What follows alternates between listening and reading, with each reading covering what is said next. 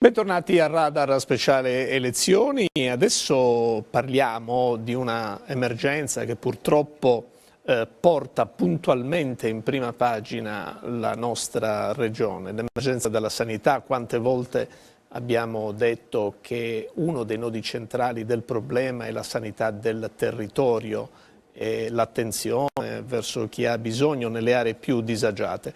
Un problema che un po' tutti i nostri candidati hanno toccato in queste giornate di confronto qui a Radar Speciale Elezioni, e quindi anche ai candidati di stasera, agli ospiti di stasera, poniamo questa questione. Ecco, iniziamo con Adriano Sollai. Che visione avete della sanità del futuro? Noi, come dicevo prima, siamo andati in giro per i territori e abbiamo raccolto le problematiche, la sofferenza dei territori. Proprio sul tema, uno dei temi principali era appunto quello della sanità.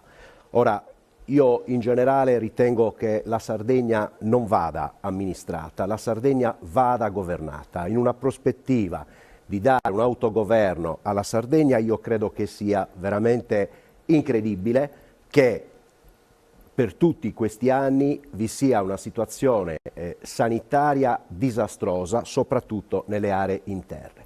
Io, se dovessi avere la possibilità in qualche modo di governare questa terra, non ci dormirei la notte sapendo che in alcuni paesi non vi è il pediatra o non vi è il medico di base.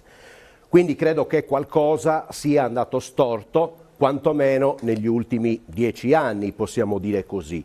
E questo è certamente dipeso, a nostro avviso, da una visione della sanità particolarmente economicista, con la giunta Pigliaru, dove si è teso a tagliare per economizzare, e i risultati si stanno vedendo in questo momento, e invece nella giunta che l'ha succeduta, nella giunta Solinas, ci si è avvicinati troppo come politica alla sanità. La politica deve stare lontano dalla sanità.